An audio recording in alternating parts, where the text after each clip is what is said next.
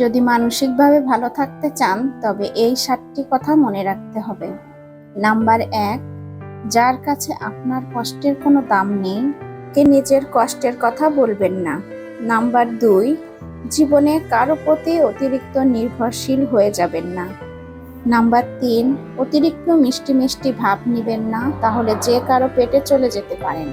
Number 4, যাদের কাছে আপনি অপশন কিন্তু প্রায়োরিটি নেই তাদের কাছে গিয়ে বারবার নিজেকে তুচ্ছ করবেন না। নাম্বার 5, যে একবার আপনার সঙ্গে প্রতারণা করেছে তার কাছে আর যাবেন না। নাম্বার 6, যারা আপনাকে ভালোবাসে তাদের বেশি গুরুত্ব দিন। নাম্বার 7, সবসময় নিজের প্রাইভেসি ঠিক রাখুন, নিজের গোপন কথা জনে জনে শেয়ার করে বেড়াবেন না। আসসালামু আলাইকুম everyone, welcome back to my channel Mita's life diary. আশা করছি সবাই ভালো আছেন আল্লাহর রহমতে। আলহামদুলিল্লাহ আমিও ভালো আছি। এই তো আজকে শুরু করলাম নতুন একটি ব্লগ। আজকে শুরু করছি ছাদ থেকে। ছাদে আসছি, বুয়াকে নিয়ে আসছি যে কাগজ ডলানোর জন্য। বুয়াকে দিয়ে কাগজ ডলিয়ে নিলাম একটু সকালবেলায়, এখনো অনেক ভোর ছিল। আর এই যে কাগজ দিয়ে, ওই কাগজ যে কাগজ ডলিয়েছিলাম বুয়াকে দিয়ে, ওই কাগজ আর অ্যারারুট জ্বালিয়ে তাই দিয়ে মিক্স করে সুন্দর করে মেখে তারপরে এই যে লাগাবো। আর এখানে হচ্ছে আমি একটা ফুলের টব তৈরি করছি। আমি আগেও তৈরি করেছি, মাঝে অনেক দিন কোনো এইসব কাজ করিনি। এখন একটা প্রয়োজন, এর জন্য আবার এই কাজটা করছি। কারণ আমি জানি চীনামাটির অনেক বড় বড় সুন্দর আবার মাটিরও টব পাওয়া যায়, কিন্তু ওগুলো না রিক্সি হয়ে যায়, পড়ে গেলে ভেঙে যাবে। আর আমি যদি একটু কষ্ট করে এটা তৈরি করে নিই তাহলে এটা ভাঙে না সহজে। পানিতে একটু ভয়, আর পানিতেও এত সহজে কিছু হয় না, ভিজলে একটু পানি টানি লাগলে কিছুই হয় না। এটা অনেক টেকসই হবে এর জন্য। আর এটা আমার একটা শখের কাজ, আমি যেহেতু পারি আর আমি এগুলো করতে খুবই ভালো লাগে আমার। এটা রোদ দিয়ে করে নিচ্ছি, যদিও এটা একটা লং টাইম প্রসেস। আমি এটা দিয়ে কিভাবে করব বা করছি এটা একটা ভিডিও আলাদা দিব, তাও আজকে একটা প্রতিদিনের কাজে এর অংশ যেহেতু সেজন্য একটু দেখিয়ে দিলাম। এই যে এখানে লাগাচ্ছি আমি, এটা হচ্ছে শুকাতে হয়, একটু একটু শুকাবে আর একটু একটু করে দিব, দিয়ে একটা ফুলের টপের ডিজাইন আমি করব, বড় করে করব আর কি। আমি ছোট টপ আছে, সেটা এখন আমার একটা বড় টপের প্রয়োজন, এর জন্য করলাম। এরপরে ওই কাজটা করে আমি যে এখানে গাছ, এই গাছটা অনেক বয়স হয়ে গেছে, এর বিভিন্ন সমস্যা হচ্ছে, এর জন্য ওই যে মাটি চেঞ্জ করব, রিপোর্টিং করব আজ আর কি, টপটা চেঞ্জ করব। এর জন্য এই কাজ শুরু করলাম। আসলে এই কাজ করাটা অনেক কষ্টের, মানে আর বাসা বাড়িও অনেক নোংরা হয়ে যায়। আজকে এই গাছটাকে টপে লাগাবো, এর জন্য ওই যে বালি নিয়েছি, বালু, তারপরে শিংকুচি, হাড় গুঁড়ো, তারপরে হচ্ছে জৈব সার, তারপরে হচ্ছে নিম খোল, এগুলো সব কিছু দিয়ে, তারপরে আছে হচ্ছে যে সরিষার খোল আছে, সরিষার খোল, এগুলো দিয়ে মাটিটাকে মিক্স করে তারপরে এই গাছটাকে লাগাবো। এই যে সেই প্রসেসই করছি।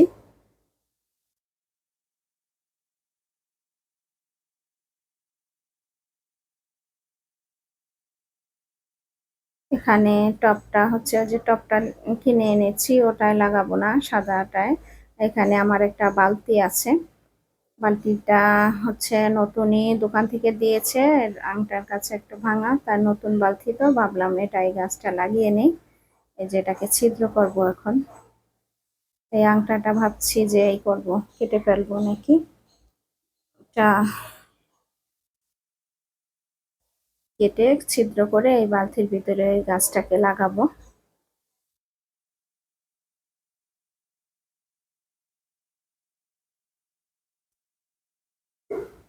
যে এখানে আগে হচ্ছে আমার এই যে পাতাবাহার গাছ আছে, পাতাবাহার ডাল ভেঙে আমি একটা এসে লাগিয়েছিলাম, ওটা শিকড় গজিয়েছে, ওটাকে এখন চেঞ্জ করে একটা টপে লাগাবো, এই টপটায় লাগাবো। এর জন্য মাটি রেডি করে নিয়েছি আমি। মাটির সঙ্গে দিয়েছি হাড় গুঁড়া, শিংকুচি, নিমখোল, তারপরে হচ্ছে জৈব সার, আর আমি ওই যে অনলাইনে কিনে এনেছিলাম যে হচ্ছে কোকোপিট, এগুলো মিক্স করে তারপরে আবার যে ইয়া আছে সরিষার খোল, এগুলো দিয়ে ভালো করে মিশিয়ে নিয়েছি। এই যে দেখুন শিকড় গজিয়ে গিয়েছে, এগুলোকে একটু উঠিয়ে এই টবটার ভিতরে সবগুলো একসঙ্গে লাগাবো।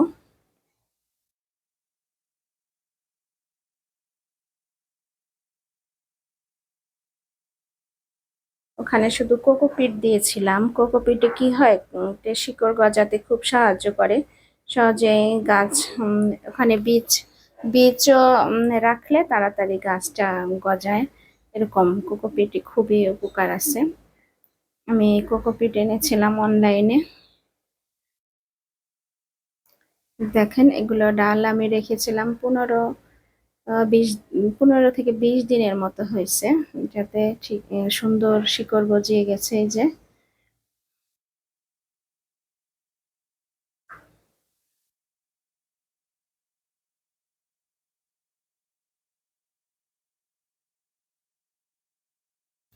গাছ, আসলে গাছ পালা মানে গাছ লাগানোটা একটু কষ্টসাধ্য, আর বাসা বাড়ি তো নোংরা হয়, তাই একবারে এগুলো কাজ করে বুয়া মুছবে, মোছার আগে আমি এই কাজটা করে নিচ্ছি আর কি।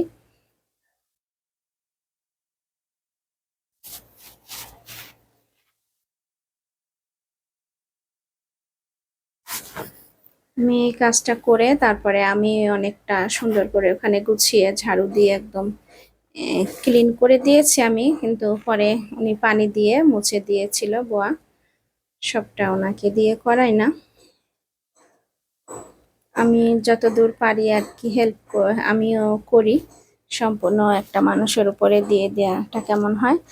আমি কাজ করেছি, অনেকটাই নোংরা হয়েছিল, আমি ঝাড়ু দিয়ে শুকনো ন্যাকড়া দিয়ে ভালো করে একটা মোছা দিয়ে দিয়েছি, তারপরে পানি দিয়ে বুয়া মুছে দিয়েছে সুন্দর করে। এই যে এই গাছগুলো লাগাচ্ছি হচ্ছে মাটি দিয়ে, মাটির সঙ্গে তো সবকিছু দিয়েছি মিক্স করে, এখানে একা ধরে আবার মাটি দিতে একটু কষ্ট হচ্ছিল, এর জন্য আবার আমার ছেলের সাহায্য নিলাম। ছেলেকে ডেকে ছেলেকে বলছি একটু ধরো বাবা, ধরছে আমার ছেলে, আমি তারপরে মাটি দিয়ে দিয়েছি। আর এগুলো অনেকগুলো ডাল তো, এগুলো ঠিক করে লাগানোটা একটু ঝামেলা হচ্ছিল। যে এই গাছটা হচ্ছে এই যে শিকড় নিচ দিয়ে কেটে এখানে খানিকটা 2 ইঞ্চির মতো কেটে দিলাম, কেটে আশপাশের থেকেও মাটি ঝরিয়ে তারপরে আবার নতুন করে মাটি দিব, যাতে নতুন শিকড় আবার গজাতে পারে।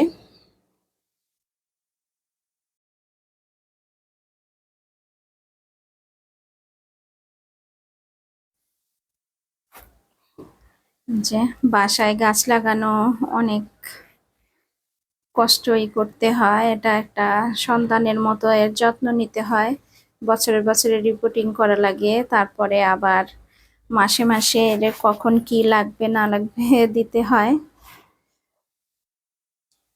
আমি হচ্ছে গাছকে এই করি, গাছে হচ্ছে খোল, যেটা সরিষার খোল, ওটা ভিজিয়ে 2-3 দিন ভিজিয়ে তারপরে পানির সাথে মিশ করে ওইগুলো দেই, কলার খোসা ভিজিয়ে ওই পানি দেই, তারপরে আবার এই যে পেঁয়াজের যে খোসাটা, ওই পানিও খুবই উপকার, ওই পানিটাও 2 দিন মানে 24 ঘন্টা ভিজিয়ে রাখি, তারপরে যে লিকুইডটা হয় মানে পেঁয়াজের খোসা থেকে যে জিনিসটা বের হয় ওইগুলো দেই গাছে। এগুলো করতে মানে অনেকটাই লাগে, কখন কি দিব এগুলো ভিজানো, আবার মনে করে এগুলো দিয়া, আর পানি যেহেতু দেওয়া লাগে, আর টবের গাছে পানি লাগে, প্রচুর পানি দিতে হয়, প্রতিদিনই ধরতে গেলে পানি দিতে হয়, মানে একদিন পর একদিন দিলেও হয়, বৃষ্টি হলে একটু কম দিতে হয়, এই আর কি। এই যত্ন করি, পরে যখন ফুল হয় তখন তো অনেক ভালো লাগে, মনটাই ভালো হয়ে যায় আর কি।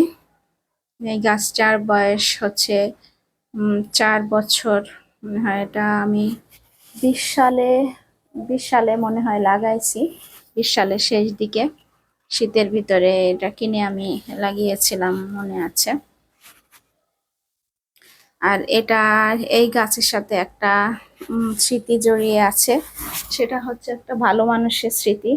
আমি যখন এই গাছটা কিনেছিলাম তখন মানে আমি তো 4 তলায় বাসা ছিল, লিফট ছিল না। তখন আমি কিনে আবার ভাবছিলাম আমি এটা এখন 4 তলায় কিভাবে তুলবো। তখন মানে রাস্তা দিয়ে একটা আপা যাচ্ছিল, সে আমাকে মানে দাঁড়িয়েছিল সে গাছ কেনার ওখানে, পরে বলতেছে আচ্ছা ঠিক আছে আমি দিয়ে আসি আপনাকে এই গাছটা, আপনার যখন কষ্ট হবে আমি দিয়ে আসি। উম আমার ভীষণ ভালো লাগছিল। উনি আমার কষ্ট কথা ভেবে উনি নিজে কষ্ট করে আমাকে তুলে দিয়ে আসবে বলছে। তো আমি পরে ওনাকে দিয়ে তুলিনি, কিন্তু আমি খুশি হয়ে গিয়েছি। ওনাকে আমি মানে কষ্ট দিতে চাইনি।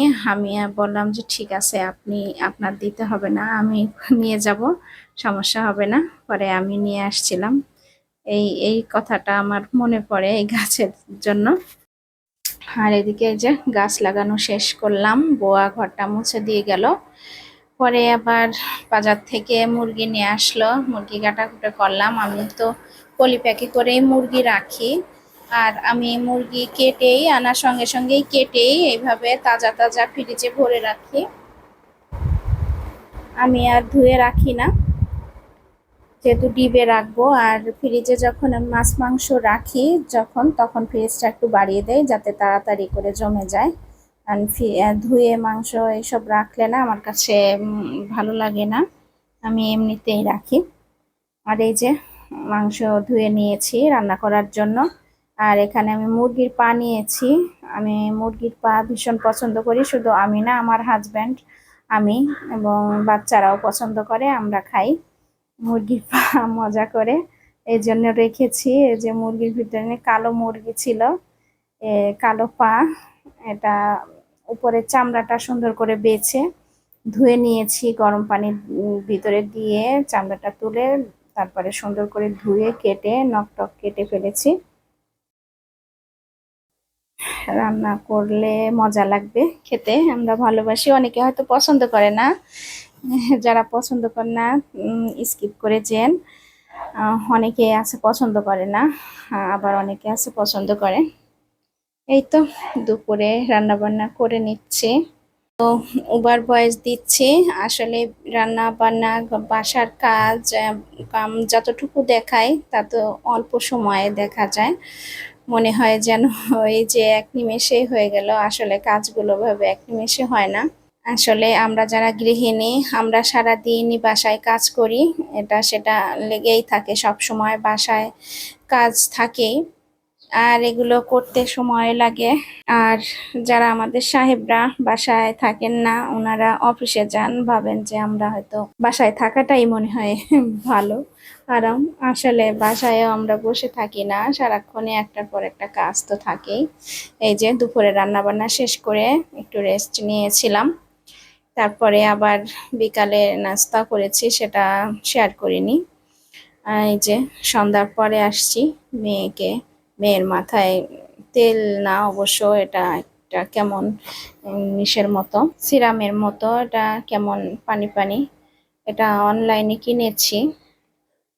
এটার প্রাইস মানে দিয়ে ডেলিভারি চার্জ দিয়ে 1800 পড়ছে। মেয়ের জন্য নিয়ে নিলাম, যদি আল্লাহ তাআলা এই ওসিলায় আমার মেয়ের চুলটা ওঠা বন্ধ করে। ভীষণভাবে চুল উঠে যাচ্ছে, যে মেয়ের মাথা একদম চামড়া দেখা যাচ্ছে, টাক টাক হয়ে গেছে, একদম খারাপ অবস্থা।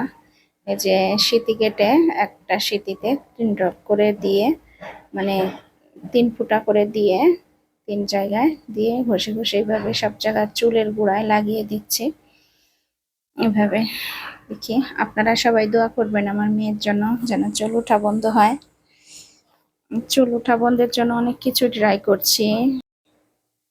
সবাই আমার জন্য আপনারা দোয়া করবেন, আমার মেয়ের যেন চুল ওঠা বন্ধ হয়ে যায়। চুল নিয়ে ভীষণ টেনশনে আছি।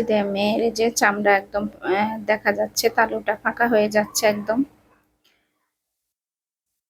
দেখি আল্লাহ রব্বুল আলামিন যদি চুল ওঠাটা বন্ধ করে সিলাই। এই তো আজকের ভিডিওটি এই পর্যন্তই, আর বেশি লম্বা করব না। আপনারা যারা আমার ভিডিওটি এত পর্যন্ত ধৈর্য সহকারে দেখছেন তাদেরকে অসংখ্য ধন্যবাদ। আর যদি দেখতে দেখতে আমার ভিডিওটি ভালো লেগে থাকে আপনারা একটু সাবস্ক্রাইব করে রেখে দিবেন, যাতে আমি আমার ভিডিওটি আপলোড দেওয়ার সাথে সাথে আপনাদের কাছে পৌঁছে যায়। আর লাইক দিবেন, কমেন্ট করে জানাবেন আমার ভিডিওটি কেমন লেগেছে। আপনারা সবাইকে আল্লাহ তাআলা ভালো রাখেন এই দোয়াই করি। আল্লাহ হাফেজ।